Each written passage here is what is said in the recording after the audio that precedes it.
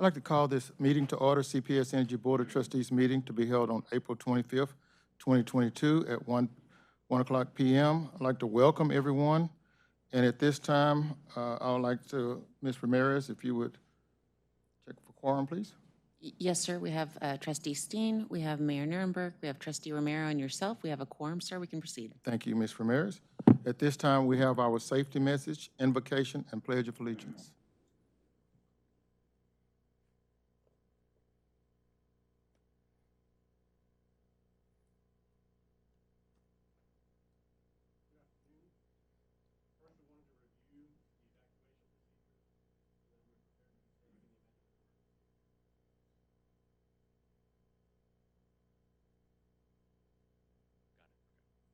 If you hear the fire alarm, follow the instructions announced through the PA system. If asked to evacuate, use the glass door exiting out of the boardroom to the outside. If that door is blocked, use the back door. Verbally alert others in the room and evacuate. Then move to the main parking lot in front of the building or the AT&T parking lot over the McCullough-Brooklyn bridges. In the event of a situation like this, our security team will be monitoring the situation and will notify the appropriate emergency services and team members. We also have employees nearby who are trained to administer first aid if needed. Safety is a top priority at CPS Energy, and while we hope this information is never needed, we want to be sure we are always ready. Will you please stand with me for an invocation? We come before you today to give you honor and praise. Thank you for every gift that we have been given. We thank you for the opportunity to come and gather together this day. We ask for your hand of blessing on this meeting of the CPS Energy Board of Trustees. We ask that you guide and direct our meeting so that it is full of wisdom, productivity, and respect for one another. Thank you for helping us to accomplish our work and our goals this day. Amen. Now please join me in the Pledge of Allegiance. I pledge allegiance to the flag of the United States of America and to the republic for which it stands, one nation, under God, indivisible, with liberty and justice for all. Thank you.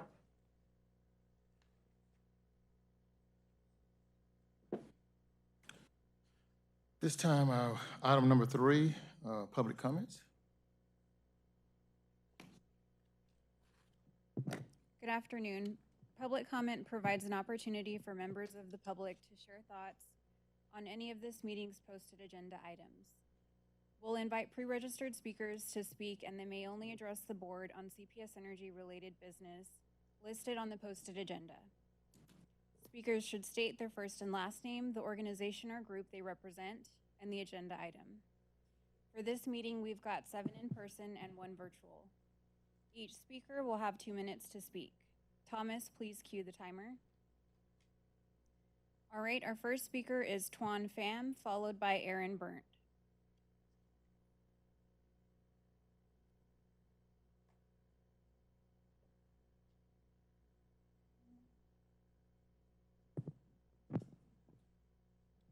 Hello, my name is Tuan Pham, and I'm president of PowerFin. We develop and operate solar projects, including the Solar Host program here in San Antonio. I wanted to talk to you today about an article recently published in the San Antonio report. The title of the article is Why CPS Energy Needs to Stop Subsidizing Solar. 3 key points that I want to highlight to the board. 1, there are 2 solar subsidies that currently exist in San Antonio. A, solar rebates, and B, net energy metering.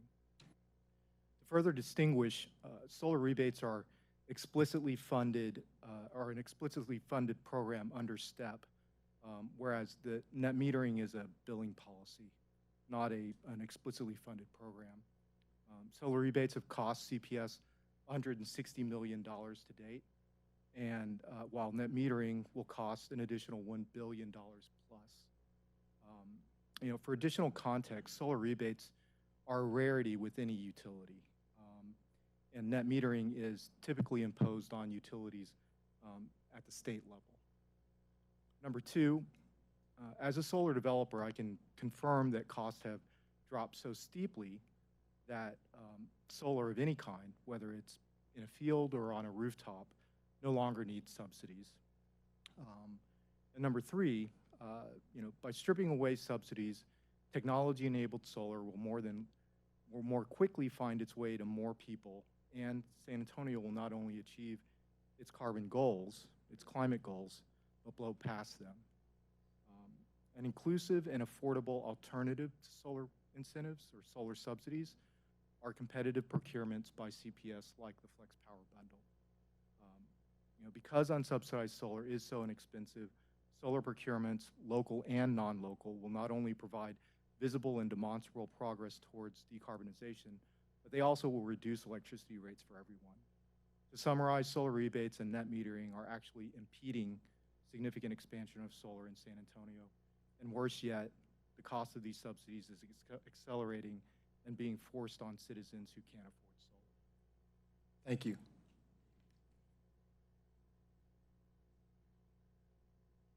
Thank you for your input. Our next speaker is Aaron Burnt, followed by Alan Montemayor.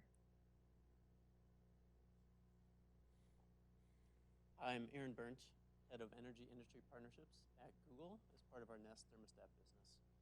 My team works closely with partners all across the country to help accelerate demand-side management programs, leveraging both the energy efficiency and demand response capability of our products. We've been running residential demand response programs since 2013, and CPS has been one of our earliest partners ever since then, building a really great portfolio, really helping serving the city of San Antonio and its residents. The STEP program has been a huge success for the city of San Antonio, its residents, and its businesses, helping to cost-effectively lower customers' bills, as well as lowering rates and transmission costs. Unless CPS Energy and the board set a new program for STEP and likely bridge funding in the short term, CPS risks unenrolling all of its demand response assets, including hundreds of thousands of customers, residential, commercial, and industrial, and shuttering one of the cleanest virtual power plants in CPS's portfolio. I urge the board to continue funding the STEP program and establish new, more aggressive targets in alignment with the goals of City of San Antonio to be carbon neutral by 2050. With increasing renewable penetration, there's an increased need for flexible load on the grid. And consumers can play a big role in that part cost effectively, as the CPS program has shown, all while lowering their bills at the same time. Thank you. Thank you. Thank you for your input. Our next speaker is Alan Montemayor, followed by Cyrus Reed. Hello, I'm Alan Montemayor. I don't think I need an introduction to this group. Please execute the Flex Power Bundle quickly, particularly the 900 megawatts of renewables that you guys have in place. We need this in San Antonio. I really want to see that move forward quickly. I would like you to continue and expand the rooftop solar and community solar program. I know that your contractor said that rooftop solar is not cost competitive. However, I have it on my house. I generate more power than I consume. And I think that if we could all do this, or more of us could do this, particularly at the time of day when it occurs, it really has cost offsets to CPS Energy that are not included in your economic analysis. Additionally, if the rooftop solar can further preclude additional generation capacity having to go in, that would be a huge benefit that, again, I don't think is reflected in the numbers that you guys have seen. I would like you to continue and expand the demand response and the energy efficiency program. These are programs that have had great impact on San Antonio, and to do away with them would be to step backwards and move away from our goals under the Climate Action and Adaptation Plan. I would like you to expand EV incentives, rates, and the partners that you choose to approach. That's a fantastic deal for CPS Energy. I don't need to go into that. Please consider rate equity and decoupling of your rates in the future. Get rid of natural gas incentives. This is just going in the wrong direction. Offer rebates for geothermal and heat pump technologies. This is the way of the future. Please move forward the H2O discussions with CPS, with SAWS. to put in a solar array and storage. Accelerate STEP rather than trying to back away from it. Cooperate with SAWS because they're your biggest energy user and you're their biggest water user. Negawatts are the most valuable commodity that you can generate for air quality, climate change, and fiscal responsibility. Thank you for listening to me. Thank you. Thank you for your input. Our next speaker is Cyrus Reed, followed by Dee Belmares. Thank you. For the record, my name is Cyrus Reed. I do not live here. I live in Austin, Texas, but I care so much about energy efficiency and local solar programs that I was willing to drive down here and have an accident and ruin my car. But I'm good. Lord is good. The other person's good. So, Mayor, it's good to see you. Rudy, it's good to see you. We commissioned a study about 18 months ago. You should have received it in your packet. I urge you to look at it. That study by Optimal Energy felt that CPS Energy could do even more to reduce overall demand and energy savings.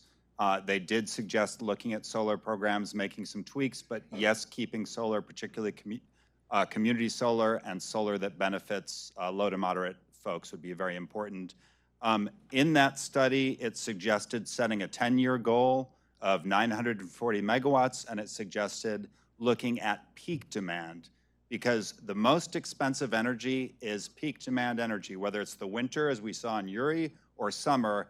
You guys have to pay ERCOT, right? You have to pay regulatory fees. You have to pay based on your load demand. So anything you can do at peak is very beneficial. So look at not just non-coincident peak, but peak. Also suggested setting a energy savings goal of 1.5%. I was glad to see that CPS Energy in staff is considering an energy goal, which I think is very important. And we also would like you to look at a specific commitment to low to moderate folks. You talked, Mayor, about equity. We're suggesting 25%, which is about half of the residential budget, be geared towards low and moderate income folks. So I guess my ask, or our ask, and we have many members here, is in addition to the two options that you've looked at, that staff is going to present to you today, or I guess three options, one would be to do nothing, look at a slightly more aggressive option, maybe a $5 a month program, and setting either a 5 or 10-year goal that has both energy savings and peak demand savings. And you have the report, and I'm always available if you want to reach out to me. And thank you very much. Thank you for your input. Our next speaker is Dee Belmares, followed by Christopher Mayorga. Good afternoon. Good afternoon. My name is Dee Belmares with Public Citizen. I'd like to congratulate CPS Energy and San Antonio in ranking number 5 in solar energy in the United States. With that being said, why would y'all want to gut solar rebates from the STEP program? In the most recent Brattle analysis of the STEP program, they found customers display an interest in using STEP to reduce energy bills and meet energy reduction goals. And nearly 40% of those customers are willing to pay the current price of $3 to $5 a month to continue the program, even without being prompted of the program's cost-saving benefits. Also in their analysis of solar, 2 tests came up with different findings. One said the benefits outweigh the costs, and the other found the opposite. There weren't any details of the test, so I hope the board will ask for more information before making any decisions. My question to you all is, how can CPS Energy design local solar programs, including solar plus storage and other technologies, so that they reach the most people and are a benefit to all customers, whether they use solar or not? How do we continue to expand the STEP program so that all customers not only save money, but also help us achieve decarbonization goals? If we're going to incentivize natural gas appliances, why are we not also incentivizing solar programs? Thank you.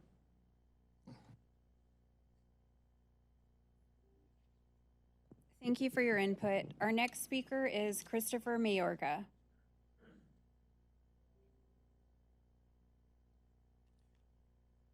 Hi, everyone. My name is Christopher Mayorga. I live in City Council District 10, and I'm a researcher at the nonprofit organization Rewiring America. As a young person, I've become increasingly concerned about the threat of climate change and opportunities to act by investing in clean energy. When I moved to Texas, I learned that here we are more vulnerable to extreme rainfall and flooding, greater hurricane intensity, and increased drought and wildfires because of climate change. Instead of giving in to hopelessness, I show up to meetings like this to advocate for action on climate. We should all be acting with a tremendous sense of urgency to be part of the solutions. I was excited to hear about a community in New Mexico that is replacing a coal-fired power plant with solar and storage. Here in San Antonio, CPS Energy must close the Spruce coal plant and say no to gas conversion. Natural gas consists mostly of methane, which is a potent greenhouse gas that contributes to global warming. I also ask that you extend the STEP program for no less than 10 years to achieve emissions reductions while expanding support for low to moderate income residents. Another solution to implement is more community solar programs, which offset emissions and save customers money on their energy bills. I would like to sign up for this program myself, but on the website it says that the programs are currently at capacity. So I think that's something that we could see more action on. I also think it's important to mention the tremendous economic opportunities that would result in investing in clean energy. Some might say that ending the use of fossil fuels would put people out of work. On the contrary, a just transition to clean energy would create good-paying jobs that cannot be outsourced or automated. Those who currently work in the fossil fuel or mining industries would have a role to play in clean energy sources like hydrogen, geothermal, mining for lithium and ion, and the growing field of climate tech and energy efficiency. I've included handouts, which hopefully you got since I emailed them in, but if you don't, I have copies. And I ask that you do right by communities of color and low-income communities who suffer the harshest effects of air pollution and extreme weather.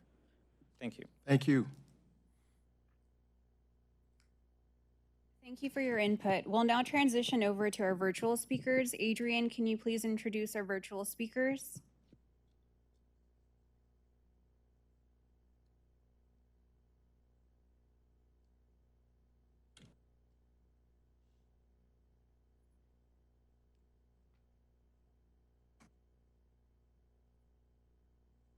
While we're transitioning, I'll just note that Vice Chair Gonzalez is here, so now all trustees are present. Yes, thank you. Adrian, can you hear us?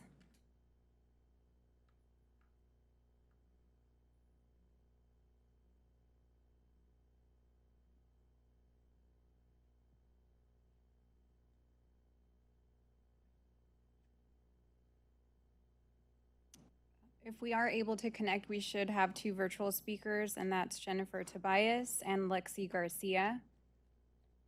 Adrian or Thomas, can you hear us in the boardroom?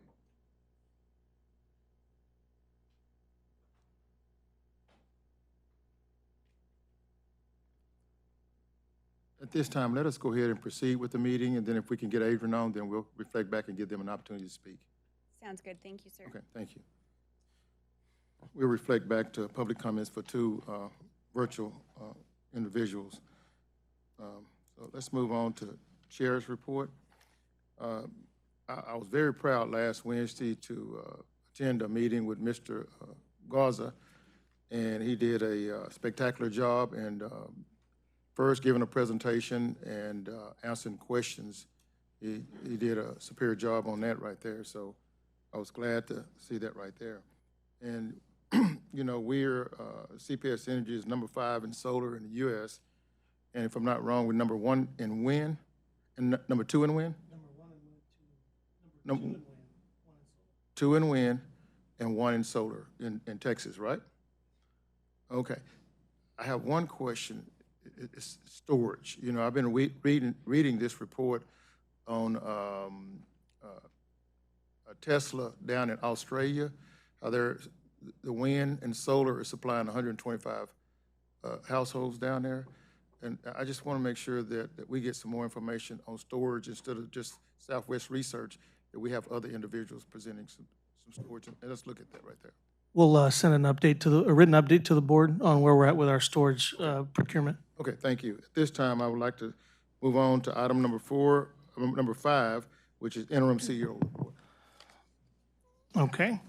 Loretta will take us through. I've just got a few slides, sir, and then I'll have one of our executives, John Soltow, who is Director of Enterprise Planning and Performance, come up and talk about our metrics program for the year. Let's go on to slide 3, Loretta. So we have visited with two of our board committees regarding these procurement items. We have done a really good job over the last, I think, 12 to 18 months, getting our control culture where it needs to be with respect to keeping up with critical contracts that allow us to serve our community.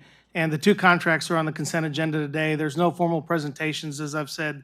These have been presented to the board during board committee conversations. But these are critical to our ability to extend new service to customers. And every year we see as many as 20 new subdivision projects across our community. So the new electric and gas infrastructure installation service contracts and our joint trench, which allows us to more efficiently extend new service to those subdivisions, are 2 key components of our ability to serve our customers. So that is on the consent agenda today. I'm very proud that we continue to focus on diversifying our supplier base. So all of the suppliers in this particular round of contracts are local, and we have a number of them that are also diverse.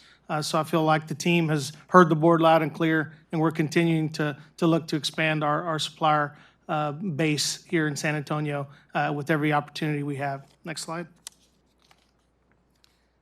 As you've seen recently in news coverage, back in 2018, Bexar County was designated as marginal ozone non-attainment, and this is a community opportunity that we will all have to continue to do our part to lower emissions. Earlier this month, the EPA reclassified Bexar County from marginal to moderate, which includes a number of actions that are required by the federal government: vehicle emission inspections, stricter air permitting requirements, things of that nature that will help continue to lower our emissions here in San Antonio.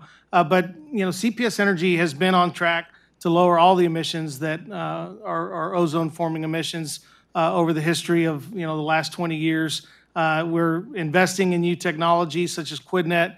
Certainly, we have commissioned our own pilot on EVs, not only for our normal just day-to-day trucks and smaller vehicles, but we also have opportunities for our bucket trucks. There's a bucket truck that's being worked on right now that would be an electric vehicle bucket truck that we're going to test out, and we're really excited about that opportunity. And of course, with the Flex Power Bundle, we would take our already #1 status and move it another 900 megawatts north of where we are to firmly keep ourselves in that #1 spot, particularly with solar. So it's going to be a collaboration with the city, Bexar County, and all the local partners to get us where we need to be. It is a combination of both mobile sources, point sources, and the air that's coming into San Antonio that's outside of our airshed that moves into San Antonio that causes us problems. And so, again, there's going to be a lot of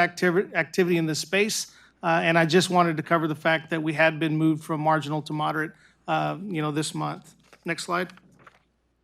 As I mentioned, John Soltal will come up and give you a briefing on what our metrics program looks like for the year. That is a quick snapshot of our Tier 1 metrics through the first couple of months of 2022. I'll tell you that we're doing really well, staying focused on the things that matter most to our customers. Obviously, the one metric that you see in yellow up there, the customer satisfaction metric, we knew all along after post-Uri where we were, top quartile, top decile in customer sat. We've got some work to do there, re-earning the trust of our customers, with the activities of overcoming the challenges we saw with Uri. So that's probably going to be a couple of year effort to try to get back to where we were. But I do believe we're moving in the right direction. And overall, I'm very proud of the team for staying focused on the metrics that matter to us and our customers. Next slide. Since we're talking air issues and non-attainment, I did want to bring up for my employee recognition this month, Angela Rodriguez. I'm really, really proud to have such great employees like Angela as part of the CPS Energy team. If you want to know who sits in countless hours of climate action and adaptation plan technical and community advisory committee meetings, you're looking at Angela, and of course, we've got members of Angela's team who are also very, very involved in that. Angela is a BS in chemical engineering, from Texas A&M Kingsville, down by my area of the woods from Corpus Christi. She and I share a similar background, having worked for TXU.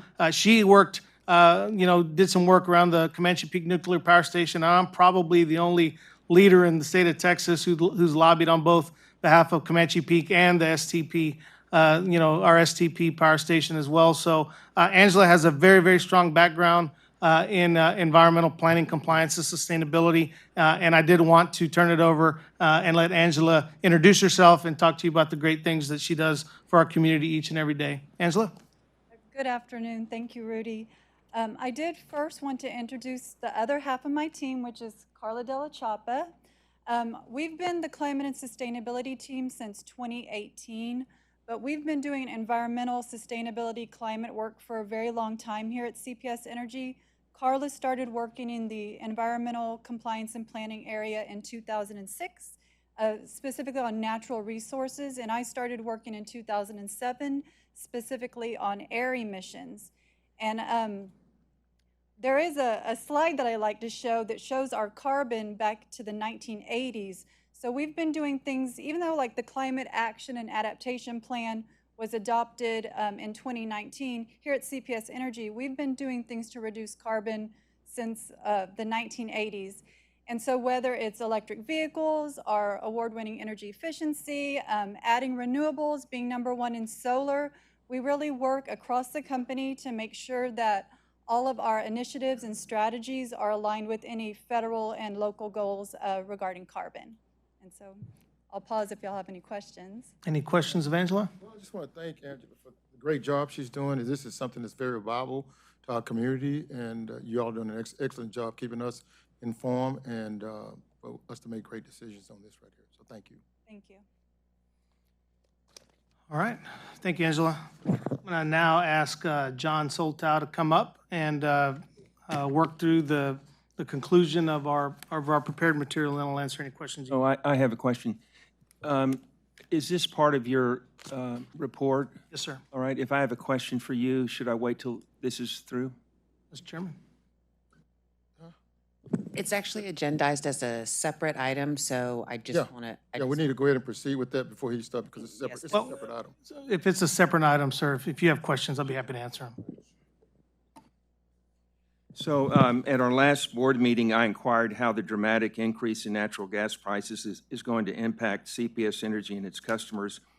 And in response, last Friday, you and this board received a 6-page letter from our CFO, Corey Kaczynski, that addresses fuel cost and summarizes proactive measures CPS Energy has implemented to protect our customers. And I learned some interesting things looking at that letter. It's saying, despite our efforts, the rising cost of natural gas is having an unavoidable impact on customer bills.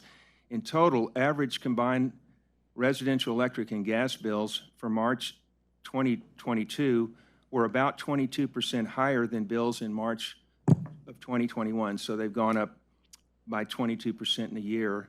Our recent rate increase and additional fuel purchases were responsible for a small portion of this increase, about 4%. So 4% of the 22 was additional fuel purchases and recent rate increase.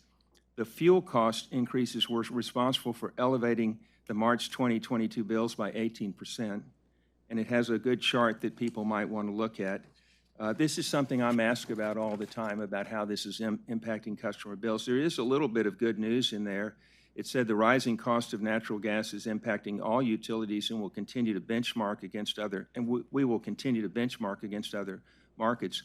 Through March, our residential bills remain among the lowest in Texas, so that's good.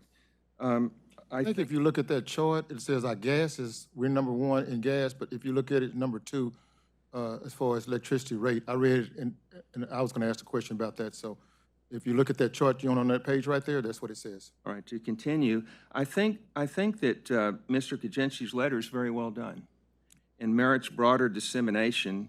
And so I'm leading up to a question. My ask of you is that this topic be placed on the agenda for our next meeting so that Mr. Kaczynski can communicate what's being done to a wider audience. So, Mr. Steen, in consultation with our board chair, we are getting on a cadence of coming in and talk to you. Today, we'll talk operational metrics. Next month, we'll talk financial performance. And as part of that, we will talk about the fuel issue. So we are prepared to speak to it next month. Thank you. Gary, I think, Rudy, that report was to you and to the board. I think it was just a super report because I've been very concerned about the gas prices going up from $2.50, and sometimes it's up to $7.70. So I'm just, it's worrying me a little bit, but I did read in there, if I'm not mistaken, that through our San Antonio acquisition that we did, that we've acquired the necessary gas prior to this gas going up. And that's for the gas part. But what is the difference between the gas and the electrical generation plants? Well, we procure all the gas we need for both. Both, okay. As part of the same strategy, sir. Good. Yes, sir. Good. That's what I wanted to know. You've answered my question, and for the gas portion and the generation that we have acquired there through that acquisition. That's great news. Thank you. I tell you what, let's listen to the two individuals first before we get to you right here. Let's go ahead and proceed with that. Through virtual, do we have a virtual? Are you ready for that? If they're not, let's go ahead and let's move on then, because she wrote a note and said she's ready. Uh-oh.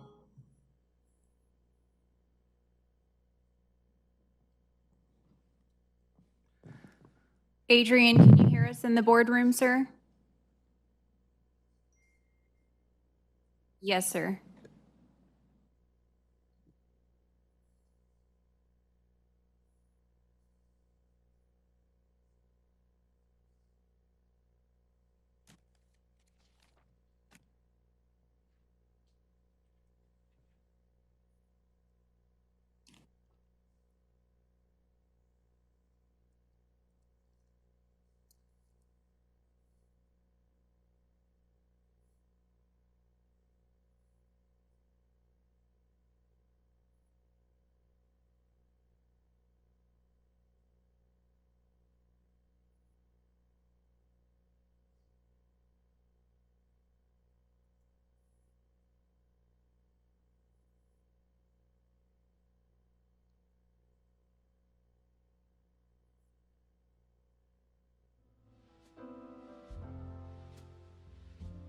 Ambitious enough to mitigate even more catastrophic environmental impacts, we and future generations cannot afford these types of half measures. In fact, just today, the UN Secretary General stated that the world's biggest carbon emitters must drastically cut emissions this year to avoid a climate catastrophe. Highly industrialized societies have the greatest capacity to rapidly reduce emissions, so now is the time for our city to see the larger picture. We need to move forward with renewable energy sources like wind and solar with battery storage. And as you know, I am not alone in these demands. There are many residents who are in support of moving to cleaner, more sustainable power. We all deserve to have authentic and meaningful engagement with the utility we own. A meeting at 1 o'clock on a weekday afternoon is hardly accessible to most working families. So we invite members of the board to join our community dialogue this Thursday at 6 p.m. at Woodlawn Point, so more stakeholders have the opportunity to speak with you about their concerns and priorities. Thank you so much for your time. Thank you. Thank you for your input. I will now turn the meeting back to Chair Dr. Mackey. Thank you so much. Thank you. At this time, we'll proceed with John on the monthly performance update. Thank you, Chair Dr. Mackey, trustees, Mayor, and Rudy.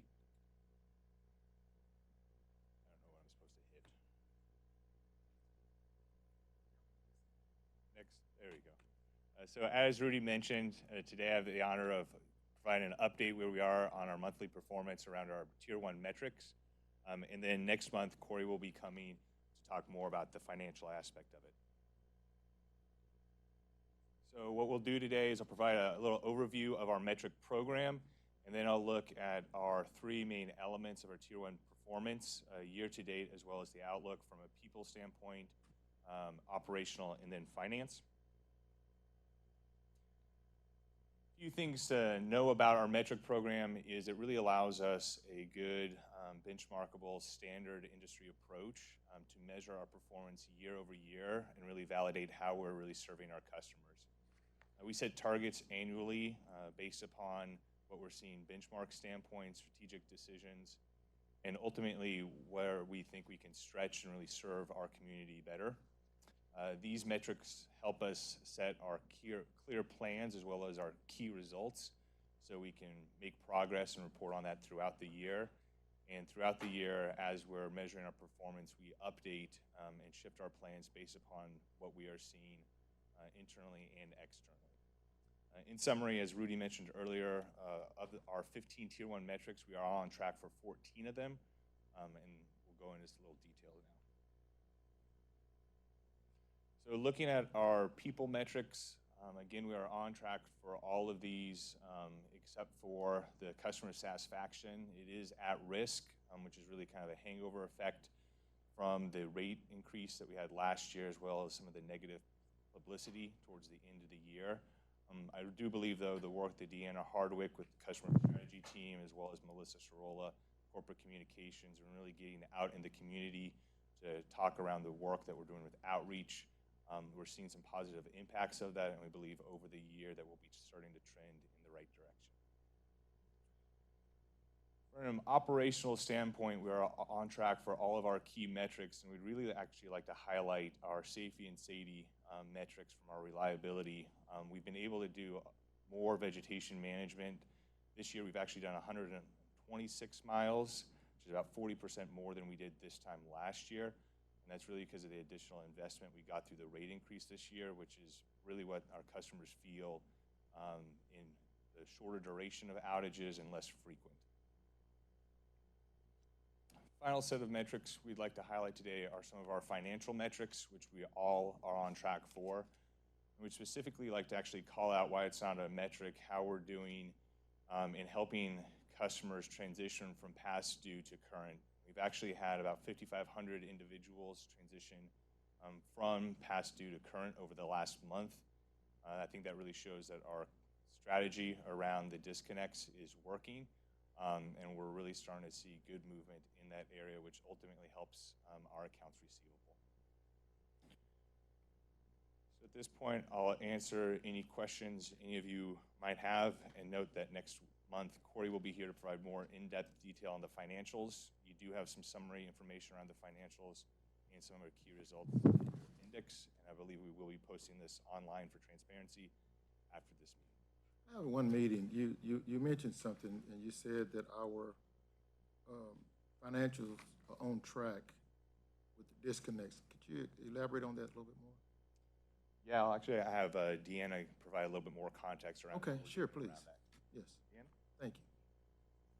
Thank you, Deanna Hardwick, EVP of Customer Strategy. So what we've been doing for collections really is twofold. One is doing everything we can to maximize the ARPA assistance dollars that we receive from the city, as well as our other partners in the community. So we have been able to identify, we believe, all $20 million, and now we're just working through some technical components to help get customers assistance. And help alleviate some of that stress from a collection standpoint. On top of that, we have resumed disconnections and kind of the full collections process for both residential and commercial customers. That does not include the residential customers that are on some type of assistance program, but we are going through the process, and customers are getting the awareness letter, as well as the, unfortunately, some customers have experienced their account being disconnected. We are still seeing about between a 75% and 80% reconnection for the accounts that do get disconnected, usually within 24 hours. And for the most part, those are the ones that remain disconnected are vacant properties. So that still is holding true. Excellent. So we have, our plan is to continue this process and to have everybody back through the full collections process through the end of June. But go back to what you were saying, a 70 to 80% reconnection after disconnection? Yes, sir. Okay, okay, great. That's great. Wonderful. Thank you. Thank you. Any other questions from the board? Yes, Mr. Steen? So a little follow-up on this April 22nd letter from our CFO. Is that available to people? Mr. Steen, we'd be happy to, turn it into a public document. It was primarily to the board to answer the questions that you asked at the last meeting, but there's nothing in there that I read it we would have thoroughly. it. I didn't see anything that would, Yeah. that would We'd be happy to post it. be concerning, but that'd be your call on it. But I think No, that sir, would we be can post it as helpful. part of the board materials. Something that people are asking me an awful lot about, and to find out that these increases that they're seeing, that it's mostly because of gas prices. I think they're very interested in what we're doing to mitigate. and- As I said, it's a good letter. We ought to be getting Yes, it sir. out to people. And keep in mind, gas prices change daily, hourly in some cases, and every month our fuel factor changes. So, last week, we already started to see some decline in that natural gas price. Now, that could go up this week, but, next month, you'll see a different fuel factor, even than you saw this month. So, the volatility affects the fuel factor every month, so it's something we'll have to keep up with as the gas price, goes up and down. Go ahead. Ms. Gonzalez? And again, I agree with posting that letter. So a couple of questions. And so I know as a private employer, some of the things that are concerning us are the things that are variable costs, right? So I think earlier our chairman asked, what were the fixed costs? What are the things that we've done to try to negate, to try to overcome the variable things? Outside of rising costs in fuel, I know in our industry, we're seeing supply costs increase drastically by 8 to 10%. We're seeing salaries increase by 20%. Mind you, someone 6 months ago was making 75. That same person today is making 140,000. So my question to you is, it's not just about what CPS does. There are things above and beyond economic constraints, right, that we can't control. So I think it would help also the customers that we serve and even our board, the fixed costs that we can control, are we doing those things? And the things that are variable, what can we do? What can we prepare? How can we anticipate? Can't answer it all today, but I'm almost sure that we're looking at those things and considering those things. Well, Vice Chair, the answer to your question is yes and yes on the things impacting your business. They're also impacting CPS Energy. So, and I'll give you, for instance, we agreed, or as we proposed as part of our rate request with our owner regulator to move our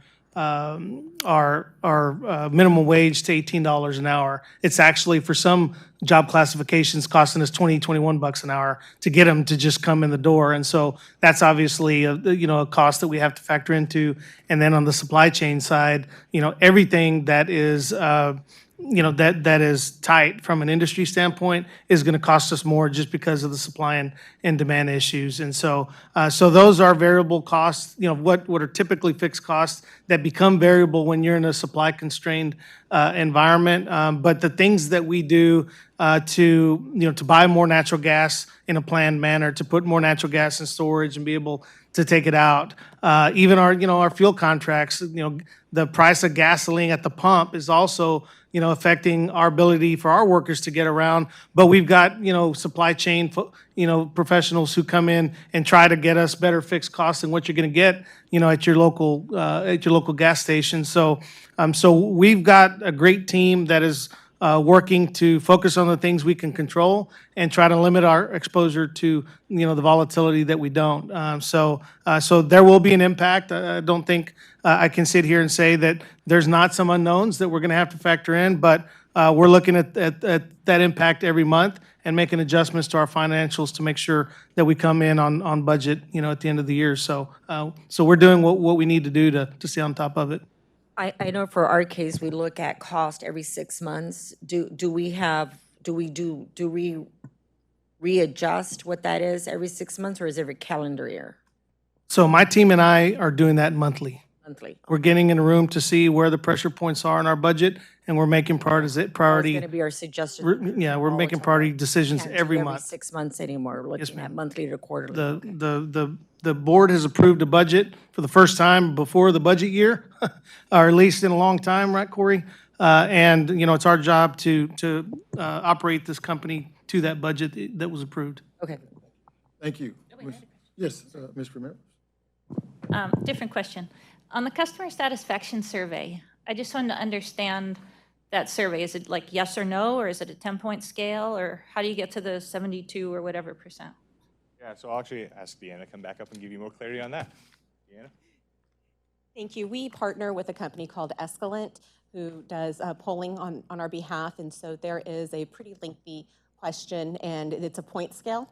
So customers get to choose really a scale between 1 and 10 on what they rank us for. So that is an average of what they are. It just adds another percentage. It just converts it to a whole number. So imagine it on a scale of like 10, 20, 30, 40, 50, 60, 70, 80, 90, 100. So if you're doing like a grade, we would be in the C range. Okay, thanks. Absolutely. I have another question. So we've had a compensation system for our CEO and the top executives that was comprised of really a base compensation, and then there was what I've called compensation at risk, and it was based on certain metrics being met. And my question is, are these Tier 1 metrics that we're discussing today, are those the same metrics that we were using for the compensation system? So our Tier 1 metrics are always our Tier 1 metrics, Mr. Steen. That was a separate set of metrics that we developed? No, sir. All of our metrics related to compensation are based off of our Tier 1 metrics. And it's just something I'd like to address at some point. I think that our previous CEO suspended that at-risk compensation part because of the pandemic. I think that's where it started. She can't do it by herself. It was agreed by the former chair. By the Well, Lily was in charge of the personnel committee. To be clear, CEO doesn't have a right to do anything without governance, and so it was approved by the former chair. Right, but at some point, I've heard various things about, and we've not been given a presentation on it or been an opportunity to comment or vote on it, but about whether that compensation system has been changed. So, Mr. Steen, for our employees, I think that, EIP just in general became a very difficult, community conversation that we've been working through, ever since Joel Beneby was here. This goes back years and years and years, and the mayor can tell you better than I can, the conversations that happen in the community on that. What I believe that the head of the personnel committee and I have spoken about is, in our pause on EIP, or really not pause, we have canceled the EIP program outright, which is tied to, our metrics. I've asked Lisa Lewis, as part of our review this year, to look at across the public power space at a incentive program that is reflective of a public power utility. And my hope is that this year we will come back to the board, to the personnel committee, and talk about what an incentive program looks like that we think is defendable and reflects what we are as a public power utility. So I'd say this year is really a evaluation year. Every board has the right to look at how we compensate the CEO, once you get through that process as a board, and ultimately weigh into the program for our employees through the CEO. And so I do believe that we're going to need to come up with an incentive program that keeps us competitive and allows us to go out and hire the best and brightest. Other utilities right up the road from us have various programs that tie back to their incentives. I believe we need one as well. But Lisa and her team are doing the work this year to make sure we get it right, and that we can have a conversation on that, with you all in our community. All right, but just to confirm, that program that we were operating on has been canceled? Yes, sir. All right, but you never formally informed the board about that? Well, we've talked about it at the personnel committee, and again, that's my decision, as CEO of this company to do what I think we need to do. And as a personnel chair, I supported that decision. And I think that you brought it up, but I do think there's a connection between these problems we're having with retaining people and losing things like that program. I think it was very important to We disagree just being as an employer. In today's environment, it's not just about compensation. I will give you an example why I was a little late. I mean, I had this individual that I've been working for the past 3 weeks, and it's been negotiation for 3 weeks of, no, I don't want to go to work Monday through Friday. I only want to be there 2 days out of the week. I want to work my schedule. I'll give you my deliverables, and I want to make 150,000, and I want full benefits. I think that we're living in a different environment. We cannot treat how we incentivize post-pandemic. I don't think that all industries are being impacted significantly about what matters, what value people put on where they want to work. Right now, it's driven by the end user, and those are the people that are applying for jobs. It is not being driven by corporations or companies or small or large. And so I think it's important that we pause, we get best practices. I'm working with Lisa Lewis to figure out what are the best practices, not just for our industry, but what is our competition doing, and how do we reevaluate that and not just respond knowing that we're under a lot of economic pressure to just do the original program when I don't believe the original program would work in today's environment post-pandemic. And so I respectfully ask that all board members provide me the time to get the data to recommend something that we believe would work for the organization, knowing that we will not be able to have, it's just very competitive today. I don't think a cookie cutter solution is going to work for how we're going to compete across the board at a national, regional, and local level to attract and retain the workforce that we need of today and for tomorrow. Just to clarify for people that are listening, so that compensation system that we'd set up, some people like to use a word that starts with B to describe it, but I don't. It was base compensation, and then what you call compensation at risk. Then these metrics were set up, and the intention of setting up the metrics would be to have no softballs. These would be difficult things to attain, but if the company attained these metrics, it was operating on an excellent basis, and so the CEO and the top management would then be, in effect, rewarded for that. So it drives them to do the very best they can. But then if you don't meet those metrics, you don't get that compensation. I thought it was a very good system. I'm kind of disappointed that we've canceled it. Well, we're going to stay focused on the metrics because they matter to our customers and try to get our compensation right so that we can stay competitive. And that's what we're working on this year. Thank you. John, I'm looking on page 14 where it says electric sales by customer segment, net income, year-to-date actual versus budget, and looks like that we're doing okay on that. And net income on page 16, where it says revenue available for non-fuel expense up to non-fuel expense and less, and things like what we forecast and budgeted, we right on target with that. I believe so. Let me hand it off to Corey to answer more detail. I can come up and say, yes, sir. That's it, Okay, right? that's true? Yes. Okay, that's what I need to know. We are. Thank you. At this time, Ms. Ramirez, could you please confirm help us to convene to executive session? At this time, this board is going to recess into an executive session to discuss matters that have been duly posted under several provisions of Chapter 551 of the Texas Government Code, including attorney-client privilege under Section 551.071, deliberations and other authorization on real property under Section 551.072, prospective gifts or donations under Section 551.073, personnel matters under Section 551.074, security personnel or devices under Section 551.076, to deliberate regarding security audits and devices under Section 551.089, to deliberate under Texas Government Code, Section 418.183, subsection F, about confidential information under the Texas Homeland Security Act, economic development negotiations under Section 551.076, and to deliberate, vote, or take final action on competitive matters under Section 551.086. At the conclusion of the executive session, the board will reconvene in open session and continue the meeting. It is 1:55 as we go into executive session.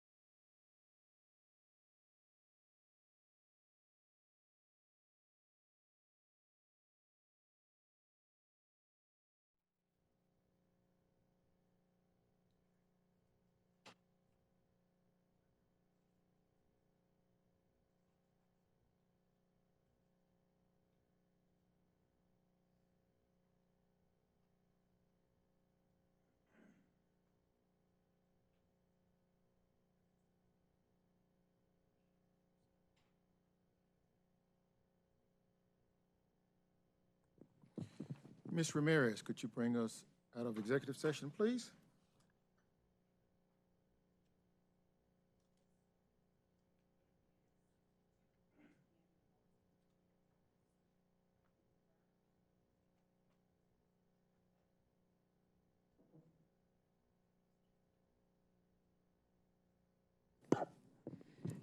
I can confirm that there were no votes taken and no matters were discussed that were not part of the posted agenda. All trustees are present. We do have a quorum. Thank you. And as we conclude with the next agenda items, number 8 is consent agenda is approval of consent items. And we'll pull item number A, and we'll proceed to approve item B, payment to the city of San Antonio for March 22nd. C, procurement items, general services, new electric and gas infrastructure installation services. And 2, general services, joint trench, gas, electrical service installation. Do I have a motion to approve? A motion by Mr. Steen. Do I have a second? Second. Second by Ms. Ramirez. Okay, do we have any discussion? If no discussion, Again, we pulled 8A. Okay, good. yes, we have B, C, 1 and 2. Okay, we have a motion by Mr. Steen. We have a second by Ms. Ramirez. All in favor say aye. Aye. Aye. Any opposed? None opposed? Ayes carry. 5-0. Next, we're moving on to item number 9, Energy Efficiency and Conservation Program.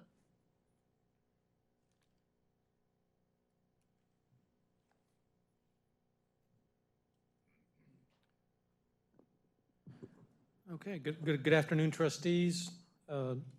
Rick Luna, Director of Technology and Product Innovation. Thank you for the opportunity to address you today to talk about energy efficiency and conservation. So our objective today is to seek your direction on a potential new program going forward.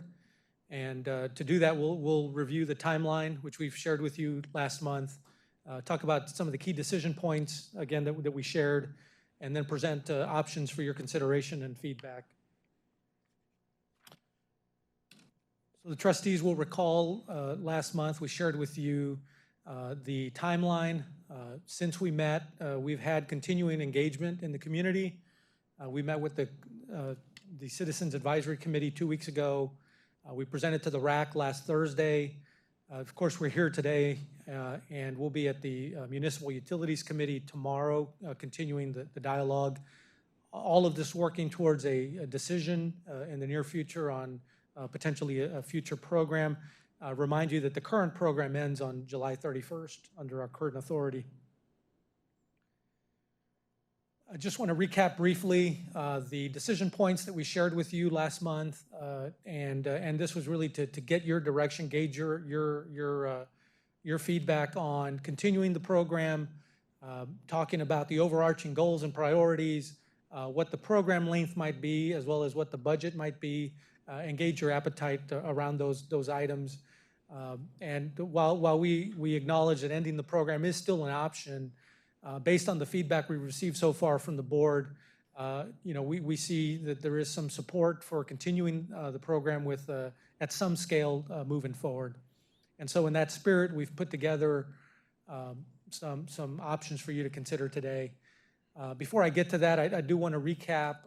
We did share with you some potential goals, areas of potential focus for a program, to seek your feedback, and what we gauged was an interest in really having a comprehensive program that could achieve multiple objectives, including assisting limited income customers, helping customers save energy and money, reducing emissions, innovation, as well as continuing the need for a new generation through demand management. And so what we have put together are 2 proposals for your consideration. One, we labeled here as option 1, is having that comprehensive approach, but at a smaller scale, really driven by the desire to manage the bill impact, the cost impact to customers, You'll see there that at $50 million a year, that would have about a $2.50 a month a bill impact for customers. That is down. Today, it's about $3.50 a month for our current program. So there would be about a dollar a month bill savings under that scenario. Alternatively, we've got option 2 here, which is more comprehensive, and we'll get into some of the numbers around that, that would allow for significant investment in new programs that would be innovative and low-income focused. And again, we'll share some detail on that. This is, again, $70 million a year. The bill impact at $3.50 a month is comparable to where we are today, so there would be no net new impact to customers beyond what they currently are seeing on their or experiencing in their bill. So we put together these options based on the funding levels. We then went through to identify, what would be some program opportunities in putting together these packages. Again, these are for consideration. This is our judgment of what we could do with those dollars, and we certainly welcome your feedback here. In yellow, you see our existing portfolio of programs. So things like weatherization, energy efficiency, demand response. We've baked those into the proposals, and we'll get into the numbers here in a minute.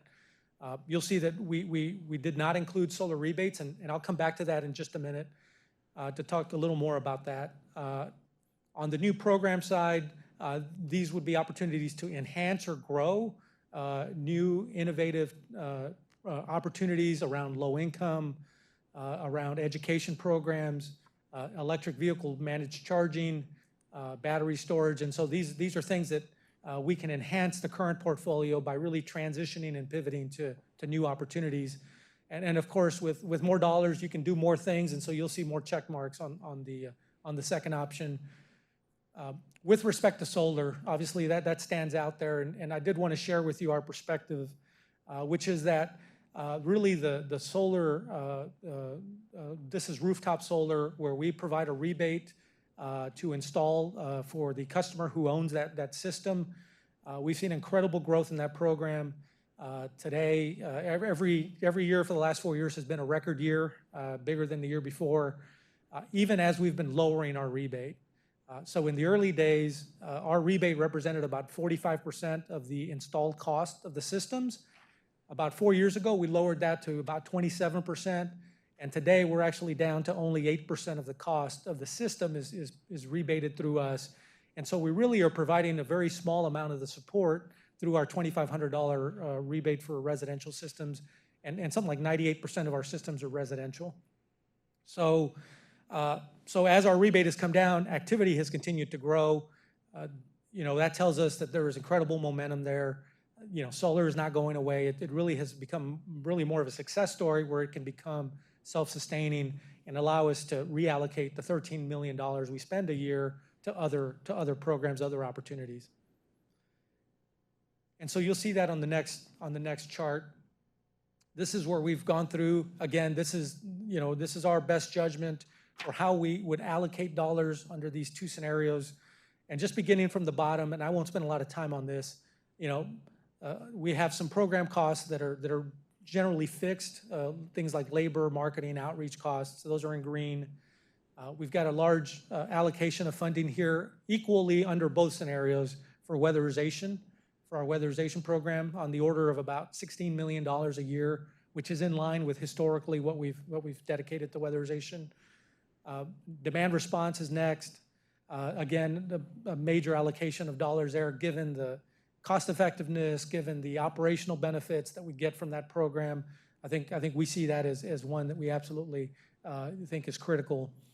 And then so there's more discretion that we used around the next two, which are energy efficiency rebates. The scenario on the left is about 60% of the scale of what we do today, so it is a scaling back a little bit there. And then on the right-hand side, it's a full allocation to comparable to what we do today. Now you'll notice that we have commercial and residential broken out separately. The commercial programs, even though they're labeled commercial, it's really small business, it's schools, it's military, and it's large commercial are all included in that commercial bucket. And then residential programs are everything like, air conditioning rebates, audits and other things that we do on the residential end. And then the last piece on the very top is, we labeled it here future programs, but really these are the innovative new enhancements, things like low-income programs, multifamily weatherization, battery storage, electric vehicle programs, all these other things that we think that there's an opportunity to pivot towards are labeled there in the future programs. And obviously, the bigger the budget, the more you can do with those dollars. Okay, so, and I'm almost to the end here. Of course, we want to talk about outcomes, and so we're able to model based on models we've created over the years. What are the expected outcomes from these program allocations and these goals? And what we've done here is to lay out what we believe are measurable outcomes that we can report on as we go every year, or even every quarter as we make progress going forward. We can report these numbers to you. And so the first line there is demand reduction. This is comparable to what we do with STEP today, where we are reducing the need for additional generation through demand reduction or capacity reduction. And you can see the alternate numbers there. So the, option 2, for example, 410 megawatts, that number would be comparable to what we did with the original STEP program in terms of 771. The difference here is this is 5 years, and the original STEP goal was a 12-year goal. So you have to kind of keep that in the context there.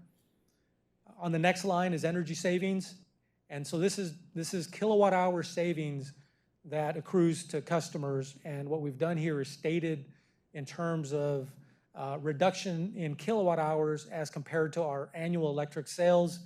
This is a very common metric with utilities, and we've shown there, as a percentage what that represents. So 0.7% of energy savings per year under the first scenario, 1% under the second. We can directly translate kilowatt hour savings to emissions reductions, and so we've done the calculations based on our emission factors. So you can see what the avoided carbon is that aligns with our CAP plan, and directly see what those goals are. And again, that's a number we currently report it in our annual verification reporting. We would continue to do that going forward. Finally, in terms of equity, what we've done there is outline the number of homes and the number of multifamily units we believe we can weatherize given the budgets that we've shown you. And so you see 16,000 homes in both scenarios based on an equal amount of funding, and then 10,000 multifamily units in the first one and 20,000 in the second, based on the funding allocations there that we put there. Finally, I do want to spend a little bit of time on system benefits. We talked earlier about cost. So really this next metric tries to answer the question of, well, what do we get in return in terms of avoided fuel, avoided transmission, and capacity costs? And so we are able to model those, and what we're showing there is $475 million and $665 million under the two scenarios. Now that entails an ROI, a positive ROI for our investment. We believe 1.9 is achievable. So that means going back to our original numbers that we showed earlier of bill impact, that the $2.50 investment in the first scenario can yield an ROI of $4.75 using that 1.9 factor. Likewise, our $3.50 on the second scenario can yield $6.60 of benefits over the lifetime of the program. And so again, we do think, yes, there is a short-term cost. We said this before, there's a short-term cost, but the long-term benefit does materialize over the life of the program. And so just some final thoughts that I wanted to share with you is, again, in putting together these scenarios for your consideration, the approach we wanted to take was to start fresh, not continue to do things just because we've been doing them, but really focus on what are the opportunities for the future. We've heard the message about being transparent about the cost of the program.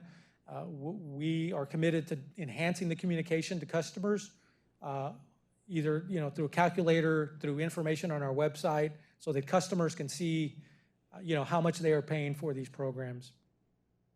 And finally, we absolutely believe that flexibility is key. So we are proposing here a 5-year plan is maybe the right window of time just so we can stay nimble and we can continue to adapt as technology and expectations of our customers evolve. But we also believe we should build in a check-in, right? And so we would report to you every year how we're doing, and potentially at year 3 come to you and say, you know, are we on the right track? Do we want to, you know, course correct? Do we want to make adjustments?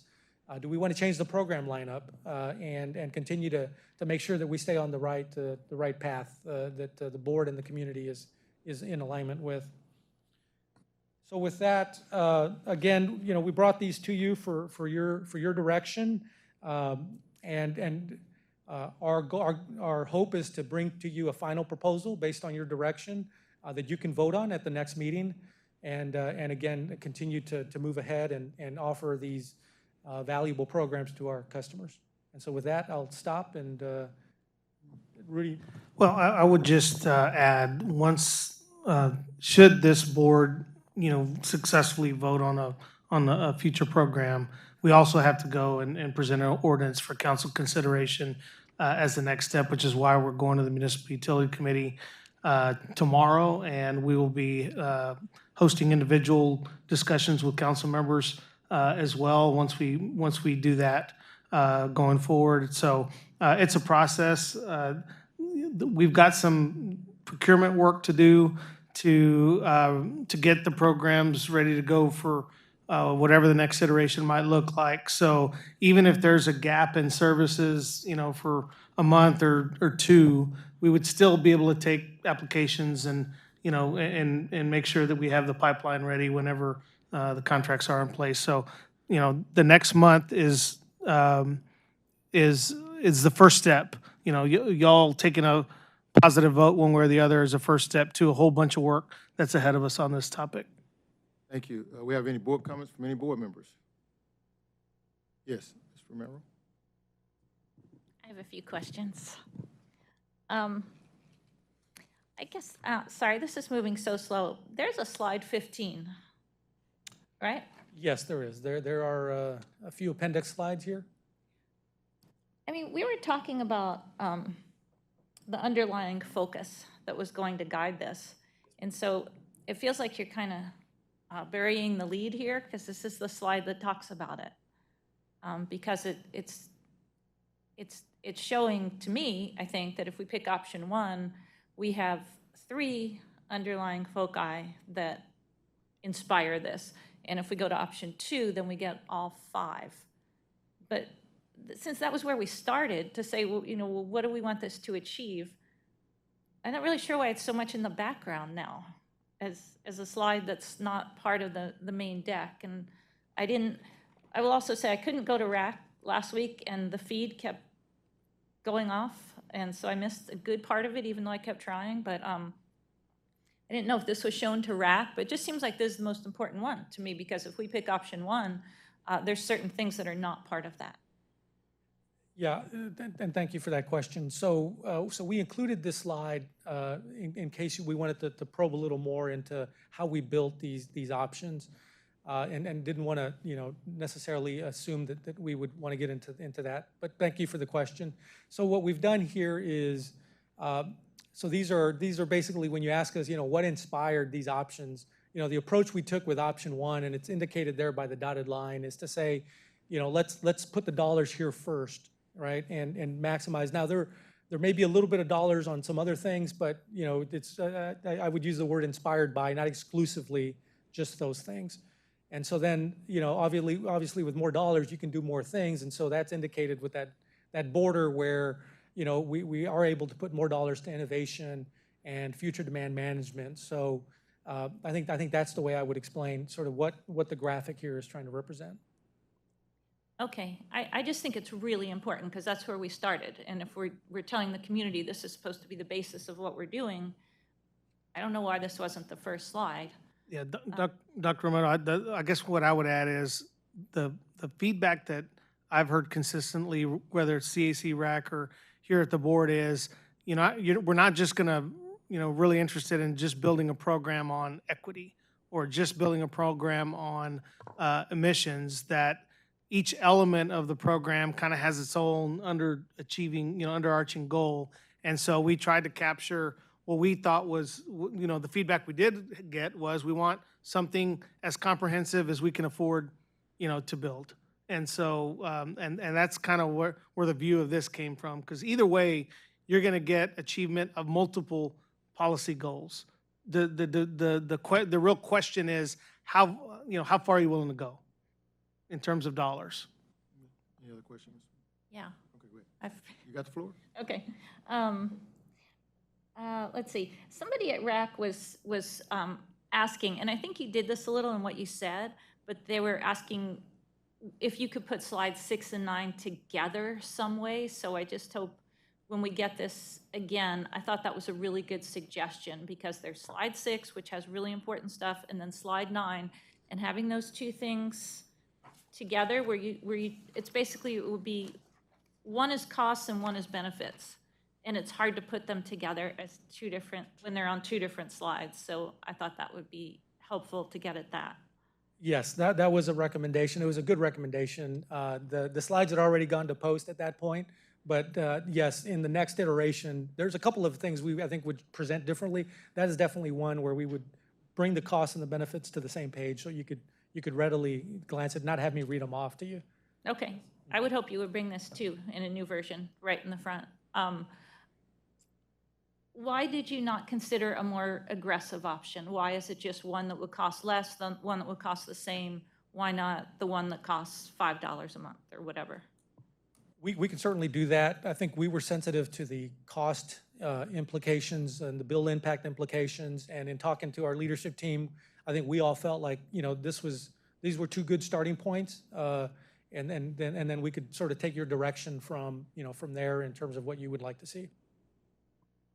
Okay, I would certainly be in favor of that. And then I have two more quick questions. One of the frustrating places where the RAC live stream failed was when some of the members were talking about the HVAC rebate system or program and expressing frustration that in order to get those rebates, you have to buy really pricey systems. And I wasn't sure what the response, I heard Rudy talking about how as the efficiency improves, everybody is buying a more efficient unit. But the most efficient ones, that people were talking about how expensive those are, and that a lot of people would be priced out of that. Yeah, so I remember that question very well. And actually, that question started out with were we claiming all of the savings even as units become more efficient? Are we claiming savings for efficiency that we really had nothing to do with?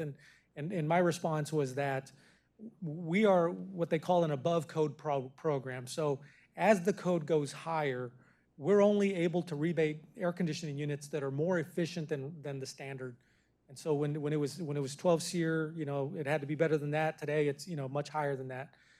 And the point that we were trying to make was it costs money for people to buy that incrementally more efficient unit.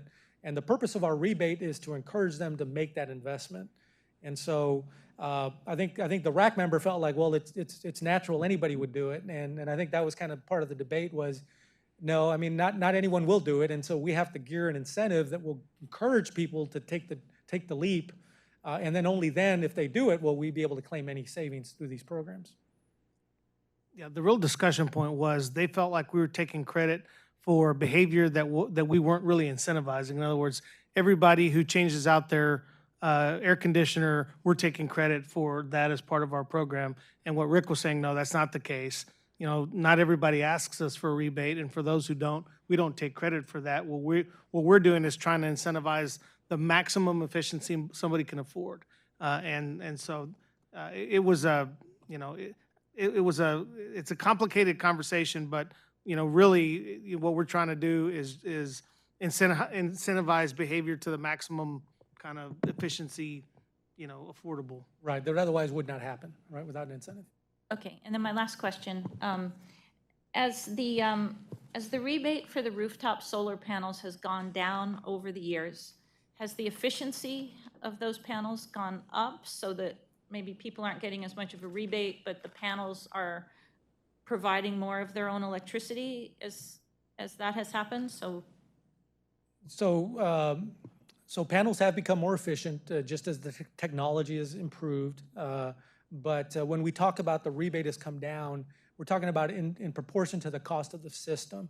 And so systems have also gotten cheaper over time. And so we're paying 8% of a cheaper system than when we paid 40% of a much more expensive system. And so I think both forces are kind of at work. Partly those costs coming down has made it so that more people can afford solar. And so we have seen, huge increase in uptake over the last, 5 years. Okay, but if people got solar panels like 10 years ago, they're probably not getting as much efficiency from them as people who are buying them this year. Yeah, correct. Absolutely. Okay. Thank you. Any other questions? Mr. Steen? So I want to compliment Rudy Garza. This is an important decision, and I think you've taken your time, and it's been good how you've sought a lot of dialogue and input from the trustees. I appreciate that. I had a good meeting with Rick Luna and Jonathan Tiarina, and I told Rick there were just 3 of us there, but I'll say it in public, you're doing a great job. And so if I have any questions about the STEP program, it's not in any way directed to you. You've done wonderfully. I'm making the same points. I'll say it again. If it's going to be continued, I don't think it's a good idea to change the name of the program after 12 years. And then we're constantly focusing on the average customer bill, and so you'll look at it and you'll say it's like $250 to $350 a month, or $30 or $42 a year. That's one thing, but it affects everybody differently. And so I know I've been harping on this, but I, as a customer, would like to know what I'm paying for STEP. I think we can take the average customer bill. That's not very meaningful to people. They like to know what am I paying, and then you've got some of these big businesses. It might be a substantial amount of money.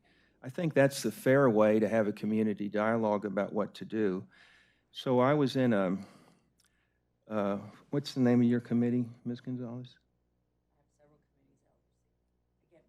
The one with when the tech stuff comes in. Well, actually, we're both on the committee. It's the Innovation and Resilience Committee. So I was at the first meeting of that, and maybe I wasn't asking the right way, because when Ms. Gonzalez asked, was there a way that we can inform our customers of about, maybe not exactly what they're paying, but about what you're paying for RAC? All of a sudden, people were saying there was a way to do that, and you could explain what you came up with. It was Actually, I proposed one way to address your ongoing concern of lack of transparency or empowering the end user to determine or to get an estimate of what they would actually pay for, was to come up with potentially either an online calculator that they could use to estimate what that would be, until in the immediate future or long-term future, we would have the capability of being able to do that with the upgrade of the ERP system. So it was a suggestion and how to address your concern, and also how to increase transparency and empowering people to make their own decisions or to be aware what that decision was. No, thank you. And maybe I wasn't asking it in the right way, but I'm still very much, and before we reach a decision on this, I'd like because the bottom line is that the customers pay for this. Maybe a few years ago it was blurry who was paying for it, but it's the customers pay for it on every bill. And so I think that people should know what they're paying. I'm a customer. I'd like to know. It may seem very reasonable to me, given what we get out of it. The final thing I want to say is that I've been advocating for a pause on the program, and I was just talking to you all today. And thank you, Corey Kaczynski, for pointing that out. But from March a year ago to March of this year, customer bills have gone up 22%. So the customer is being hit with that. The biggest part of that is related to gas prices, but in there, of course, is the rate increase and what have you. We're also been talking about that this is just the first in a series of rate increases. That our customers might be expecting, and Mr. Garza, you correct me, but might be expecting another rate increase in 2 years, another in 4 years. So I'm thinking about the customer, and this is one area. Could we pause? We completed successfully, Mr. Luna did, the STEP program. would this be a time where we could pause it to give our customers some relief on these, on their bills? Okay, Mr. Mayor, please. I mean, that's a very good point. Customers' bills have, as Corey put out, demonstrated, have gone up 22%, largely because of the dependence on gas.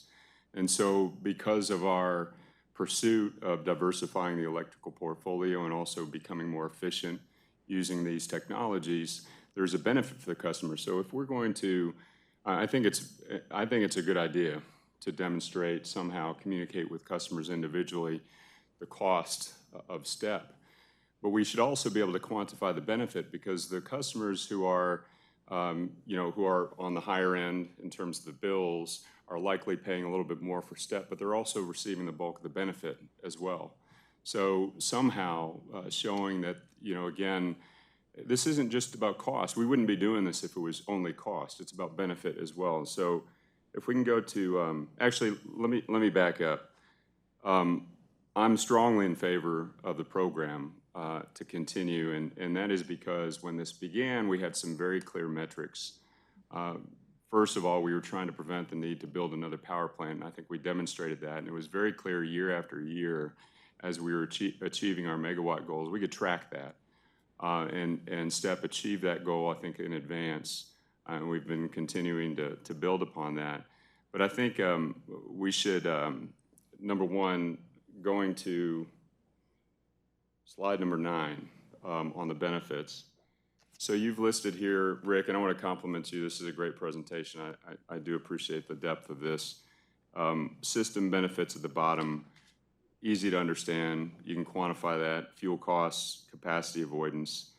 But each one of these lines has what could equate to a return on investment in terms of cost. I think it's really important that we renew the STEP, and I tend to agree with Trustee Steen that if we stay focused on those original goals, which have not left us, we are still trying to reduce emissions, we're still trying to achieve energy savings. The one new piece of this is that we're trying to make the program more accessible, more equitable, make sure that folks who maybe couldn't afford the capital outlay of a solar system now have other ways to access the benefits of STEP. But if we're staying focused on those original goals, we can see the return on investment in a fairly similar way. Program probably shouldn't change the name, is just my thought. I kind of touched on it though, but I think it's really important that we don't make this program try to be everything for everyone. The original goals of energy savings, emissions reductions are, to me, the clearest reason why we should be doing this program, if you would include the addition now of considerations of equity. If we get into the conversation of solar, specifically the solar rebate, my feeling on this, and we've talked about it for at least 6-7 years now, on solar, is that we should have sort of an all-of-the-above strategy, and to the extent that one of those options no longer becomes necessary, we should transition out of it. So as we talked about in our briefing, if we are going to eliminate the solar rebate, I'd like to see how that has transitioned over time, because it could be a null benefit anyways. And from an equity standpoint, if only the wealthiest homeowners can afford the capital to put in a program, to put in solar to begin with, and there's not much of a cost benefit for the system or for the customer after that, we should look for other ways to expand solar in the community. Beyond that, I think, I tend to agree with, in fact, I do agree with Trustee Romero. Let's at least look at what an expanded program looks like, but let's be very clear, going back to slide number 6, if we can just flip to slide number 6, what we're looking at there is a null bill impact. This is the same size program we're doing today if we continue it for 5 years on the green, And this is a scaled-down program, which we have to consider also scaled-down benefits in that case if we go with the option 1. So I would like to see at least an option 3. What would that look like in terms of cost and benefit to the system and to the customer? And then finally, I like the fact that we're going to do it for 5 years because I think time has also demonstrated we need flexibility with how we roll out the program, how we implement the program. New technologies will make themselves evident, ways of expanding, the opportunity, the accessibility of the program may change, and we'll need to pivot as well, but it should be consistent. But overall point here is that we should be talking about cost, we should be talking about transparency, but let's be really clear. Transparency also works on the benefit side too. Customers, all of us, benefit from this program from a system standpoint, but individual customers who are paying at different amounts are going to be benefiting at different amounts as well. Thank you. Any other questions? Thank you. Oh, wait, I have one more comment. I have a comment on STEP. I guess the problem I have with the name is tomorrow, because climate change there's no more tomorrow. I don't think the name is all that exciting, but I think, it's changing the name can get people confused. Maybe we could have different words for the acronym. And it'd still be called STEP, but it stands for something different that doesn't have tomorrow. Like, can't be yesterday, but This is like that. This is the You most. leading up to that it would be today, because that was, Yeah. for the T. That would be an easy one for the T, but I just think it just seems so out of touch to say tomorrow. I'm sure it was fine when you came up with it, but it's like, there's no more tomorrows in this. So. Ms. Gonzalez? I think at the end of the day, regardless of the branding, y'all decide. I think what's most important to me is, and I've said it more than once, we have to address current demand for an array of different customers. We have a responsibility to be equitable in those decisions. We have a responsibility to, communicate at every form that we can for every customer that we have, whether it's through online tools, whether it's through in-person, presentations, whether it's through all the multiple committees that we have. But at the end of the day, I think ultimately, from my perspective, my responsibility is to offer a product set that meets diverse needs. And we're not gonna always please everybody, but it's also our responsibility to introduce new product sets. It is also our responsibility to ensure that we don't build another plant. And it's also our responsibility, and as a parent, to be responsible about how we contribute to Mother Earth, as an employer, to understand that costs are real. As someone who lives in 78207, to be aware that not everybody has the means. And so we have a big responsibility somehow, in some form or fashion, to meet those balance needs. And not everyone's gonna be happy with us. So I am in favor of a program, but I'm also in favor of some kind of relief to customers. And so I'm not even in favor of, we're gonna have to sacrifice. And so I'm in favor of the option more than anything. But I do agree there's other options in how we can arrive there, that I'm open to them. But at the end of the day, it's not an easy, I don't want to kill the program. I will not, I don't believe we should pause it. I think that it will hurt our goals to be good to the environment. It would hurt our goals to be equitable, and it would hurt what we're mandated at policy. At the end of the day, there's policies that require us to again have a mix of resource planning, to be able to meet emission goals. And so, again, we're not here to make popular decisions. We're here to make the best decisions that we have with the information that's provided, and to be very aware of all the competing factors that we have to address. And so that's pretty much my statement. And again, thank you for the work that you've done, and thank you to my colleagues for having difference of opinion and finding a way to move forward in a positive manner. Thank you. Great presentation. Thank you.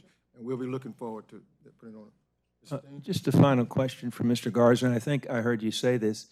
So far, the discussion has been about options, but that's not the way you're ultimately going to present it to the board. You're going to come to us as a CEO and say, this is what we recommend. Is that the way? I think that, we've got a little more work to do here. I am looking for consensus on 3 votes. I need 3 votes to choose a path forward at whatever scale this board, can gain that consensus. We can create 5 options. I do think, certainly we have an opinion, and I'll be glad to make a recommendation. Eventually, you're going Yes, to make sir. a I'll have to recommendation. make That's a what I was recommendation, confirming, yeah. Make a recommendation. As part of the process. Yes, sir. Okay, we can move on. Thank you. Great job. Thank you. We'll move on to item number 10, appointment and nominations of vice chair for the RAC Advisory Committee. And I'm going to open the floor up, and Ms. Romero is she's the chair of the RAC Committee, but I'm going to open the floor up for nominations. Sir, we have a presentation and one other matter before we get to that. And I'll be really fast. So I'm Ann Kennard, the Director and Chief of Staff of Customer Strategy. And so today we have 2 things to do for the Rate Advisory Committee. We have an appointment of a new member, and then we have the discussion for the vice chair. Okay. So I'll go fast. This is just a list of all of our members, and as you can see for District 2, we have a member that has left, and we have Anakwa here, who we are nominating to replace him. And then these are the other members that y'all all appointed originally, and you can see that we do have Norm Dugas has also put in his resignation, so we'll be probably doing this again next month with a new member. So, but I do have Anakwa Garcia here with me. She is a community organizer. She's a member of the Southwest Public Workers Union, a member of the Climate Action Adaptation Plan, and a member of the Transgender Educational Network of Texas. And so she is from District 2. And so then we're going to she's here if you have any questions for her, and we're going to request approval of her to be my newest RAC member. Yes, we have to have Sorry. Then I will move approval of Anakwa Garcia as our newest District 2 appointee. We have a second. Trustee Gonzalez, I would like to second.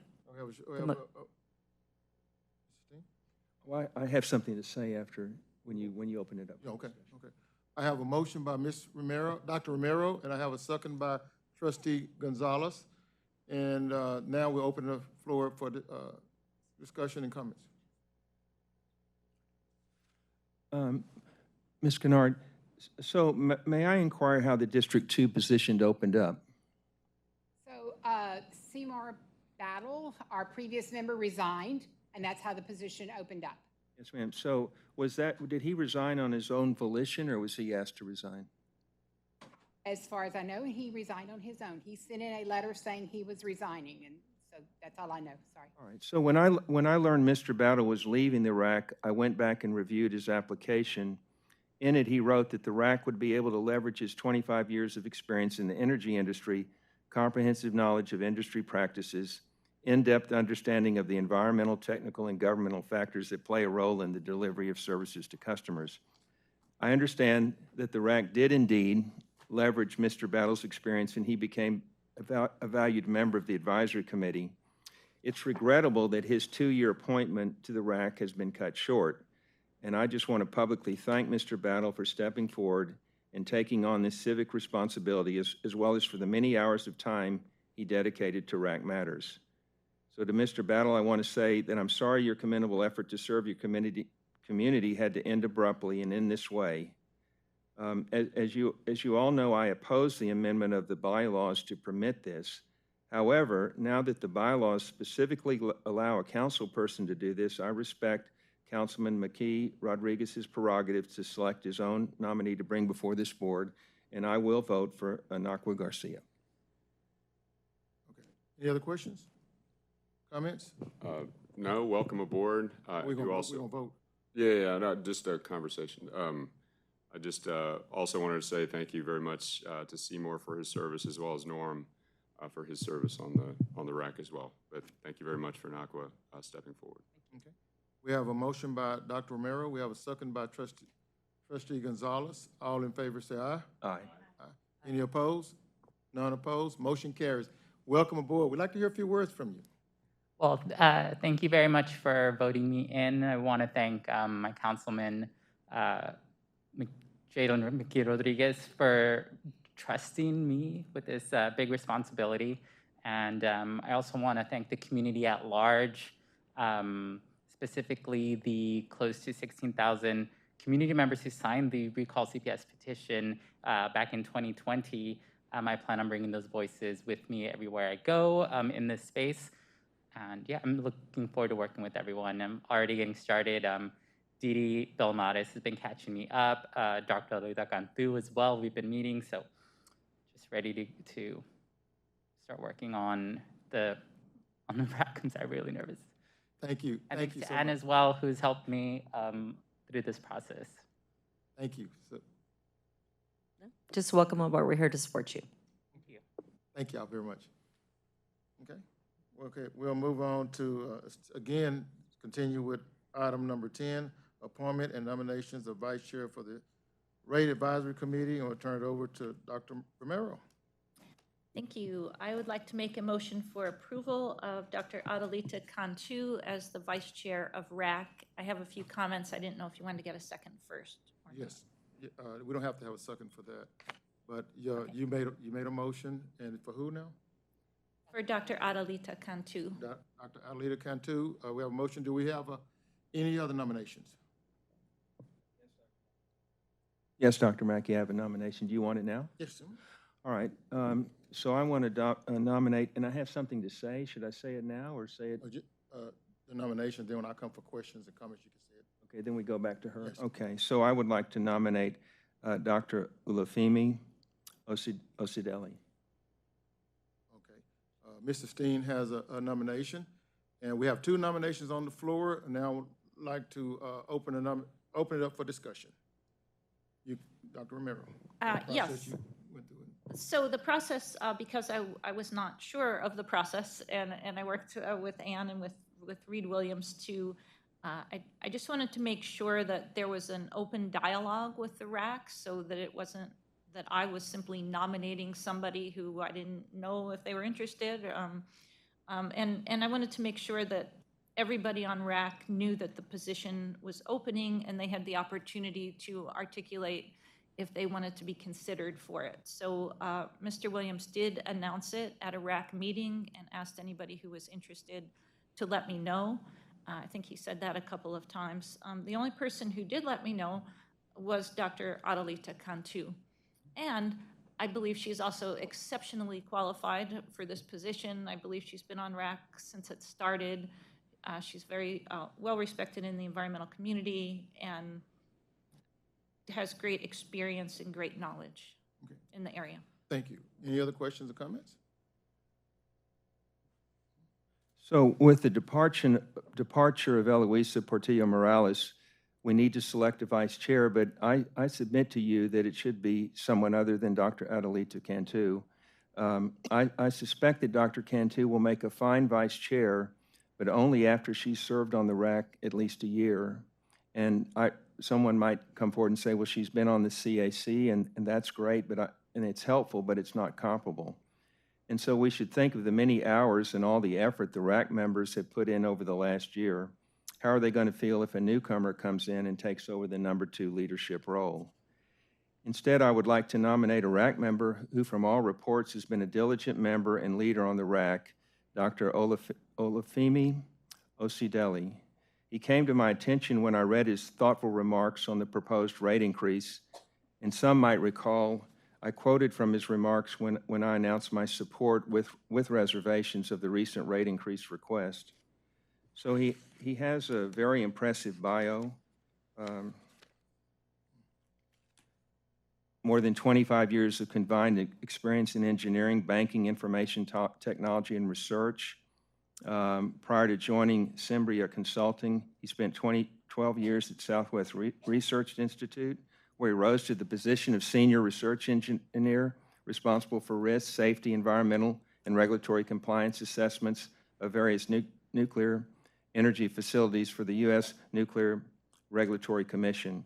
I could go on. He has of course, he's a doctor. He has a PhD and very impressive educational background. So I would like to submit his name, and I have, I'll pass them around, but I have his bio for each of you all to look at. Yeah, Thank you, Dr. Mackey. thank you. Okay, we have two nominations on the floor, and, well, first of all, we had the mayor speak first. First, I agree. The RAC and the CAC are not comparable. So I hope that for the record, we've settled that matter once and for all. Because those two things have been lumped in together as why are we duplicating efforts with the RAC? They are absolutely not comparable. Second is, I agree wholeheartedly. Femi is a wonderful and extremely well-qualified member of the RAC. I think I appointed him, and he's served in a number of capacities. I think he would serve excellently as a vice chair. I'm going to support Dr. Cantu because, frankly, she was the only one that called and stepped forward for the nomination. So I also think she's extremely well qualified, and she's been in the circle and the conversations. Despite not being a member of the RAC officially, she will serve adequately, and I understand there's already work done in just in terms of preparation if this decision did occur. So I'll support Dr. Cantu, but I think, Femi, if you hear this and we need a pinch hitter, you are absolutely the right person to do that, and we look forward to your continued participation on that, on the RAC. So, thank you, Chair. Okay, thank you. Okay, we have two nominations on the floor. At this time, we would like to vote on one nomination first. We'll vote on Dr. Adelita Cantu. Vote on that one first, and then and if we don't have a clear winner, then winner approval, then we'll go to the second one. Dr. Mackey, can I suggest something? And I think we did this the last time we had this type of election, and it follows Robert's Rules of Order. We've got two nominees. How about if we just go around the table and everyone vote for who they want to, and then you can declare the winner? I'm going to ask about that because I know we've done it twice, and so I've asked HR to contact someone with Robert Rules of Order and to go with this because I've never done this except the twice that we've done it here. But I don't have a problem. I don't have a problem with it unless if any board member has a problem with it. If they don't, then I don't have a problem with it. Ms. Ramirez, can you start? Yes, sir, and I can confirm as the, okay, I can confirm as the board secretary, and I'm qualified to advise you on Robert's Rules of Order. This is within Robert's Rules of Order, so I'm going to go ahead and poll you all, and you are going to say a name of one or the other. Okay. So I am going to start with you, Vice Chair Gonzalez, and ask you Cantu or Olafemi? It's a tough one. Cantu. Trustee Steen? Dr. Osadeli. Oh, I'm sorry, I said his name wrong. I apologize. Mayor? Dr. Cantu. Trustee Romero? Dr. Cantu. Chair Dr. Mackey? Dr. Cantu. 4-1, Dr. Cantu. Okay, we have a 4-1 for Dr. Cantu, and we're going to welcome Dr. Cantu aboard. Anything else, Ms. That's it. Okay. Hey, thank you all.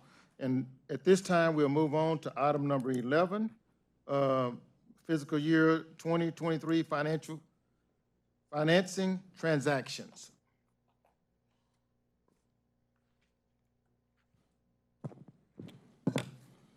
Good afternoon, Chair Dr. Mackey, Board of Trustees. I appreciate the opportunity to speak with you today. My presentation will focus on the finance transactions needed this fiscal year to support normal operations. So you see our agenda. After a short presentation, we'll respectfully ask for your support and approval for our fiscal year 23 financing transactions. We'll discuss each of the proposed financing transactions, and at the end, again, we'll ask for a vote. Just to set the stage a little, part of our debt strategy is to keep a balance of diversified debt instruments with both short-term and long-term debt in our total 6.5 debt portfolio. This gives us flexibility. We can be selective on the debt instruments that we choose and leverage our strong credit to get the best possible rates. The transactions we'll be asking for approval today are on the short-term debt side. Both transactions proposed today were part of our fiscal year 23 budget, which was approved earlier this year.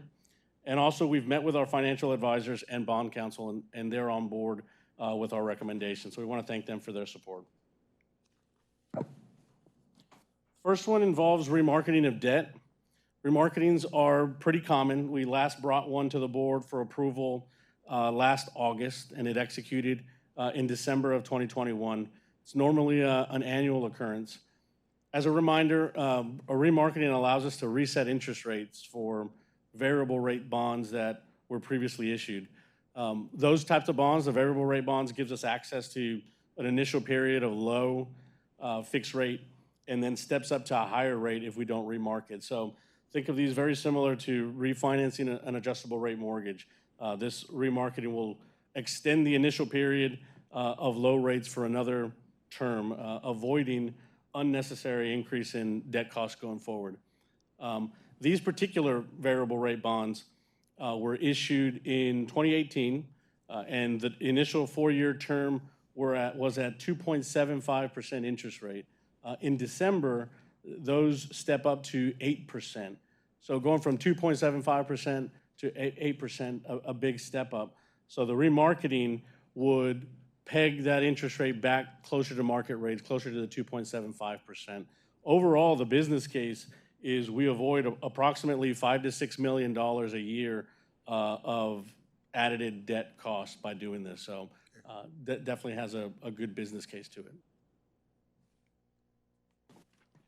The second item is on our commercial paper. Our commercial paper program is $700 million. We use it to fund our day-to-day capital program. It gives us access to credit at really attractive rates.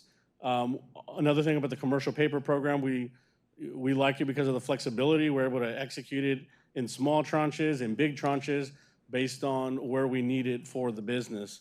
We have 3 current providers, Bank of America, which provides $400 million. That was extended last year, so the agreement expires in 2026. We have State Street, which provides $200 million, and Wells Fargo, which provides $100 million. Both of these, State Street and Wells Fargo, the agreements expire June 21st, 2022, so later on this summer. Our request is to extend both State Street and Wells Fargo. The business case to extend is related to cost. Both Wells Fargo and State Street, as part of their extension proposals, are giving us rates lower than what we are currently paying. So this price break obviously will lead to savings for our customers. Wells Fargo came down 12 basis points from what we're currently paying. That translates to about $100,000 in savings per year. And State Street came down about 10 basis points. So that's about $200,000 savings per year. And in this environment, the fact that we're getting better terms than what we currently have is a good thing, very good news, very good testament to our strong credit. Additionally, from a strategic perspective, we're well positioned to evaluate this in a competitive bid next year, so we can continue to keep pushing down those rates, either by introducing a new provider or going back to our current providers and asking for their best proposal. So you'll see on this slide the list of transactions. Starting from the top, we have the remarketing, again, which is required by December to avoid that stepped up rate and to yield a cost avoidance of about $5 to $6 million a year. The remaining 2 are the commercial paper providers that we're trying to extend, again, at better rates than what we're currently provided. And so, again, that's just a testament to good business case in order to do that. And it's routine operations that we normally see every year. So at this point is where we're requesting your support and approval to execute these transactions over the next few months. Again, this will provide potential savings and maintain our liquidity flexibility so that we can execute our capital program this year and the next year. So with that, if there's any questions that I might be able to address. Excellent presentation, and I know Corey, I know you're sitting back there, that all board members have heard this prior. I asked you to call all board members prior and discuss this with them. And I think refinancing and all the savings that we get, I said y'all doing an excellent job. And major savings for us for the future. So thank you all for the job you're doing and working on this. Do we have any other questions by board members? Yes. Okay, we have a motion on the floor to approve the financial transaction. We have a motion by Mr. Steen, Trustee Steen.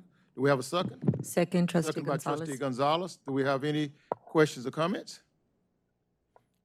Okay, if none, do we have a motion by Trustee Steen, second by Trustee Gonzalez. All in favor say aye. Aye. Aye. Any opposed? None opposed. Motion carries 5-0.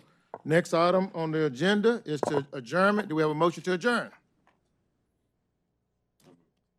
Mayor, motion to move to adjourn. Does he have a second? Second. Second by Ms. Romero. Trustee Dr. Romero. All in favor say aye. Aye. Any opposed? Ayes carries 5-0. Thank you all. Hey, y'all have a great evening, rest of the evening.